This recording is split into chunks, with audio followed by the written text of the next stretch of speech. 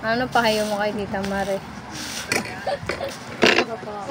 Pag na. Di ba na ipag-break sa kanya? So, ano sasabihin mo pag bumalik yung lalaki? Huwag mo nang balikan. Kasi baka iwan ka pa. Tuluyan. Maputol ang heart mo. Ano daw? Bakit mapuputol ang heart? Paano mapuputol ang heart? Paano ba yun? Hiwalay. Hiwalay sila. Ah, ganun ba yun? Opo. Paano yun? Paano mo ako papayuan? Dali. Bilis. O, yung Tita Mare mo. Ano sasabihin sa Tita Mare mo? Ano dapat niyang gawin? Tita, para magustuhan ni Tito. Magpapayat ka. Hindi. Maging ano.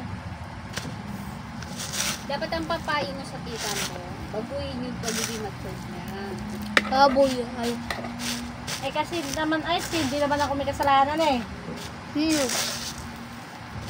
Ako nasama. Hindi kasi binigay sa kanya anak niya, kaya ako pati ako nasama.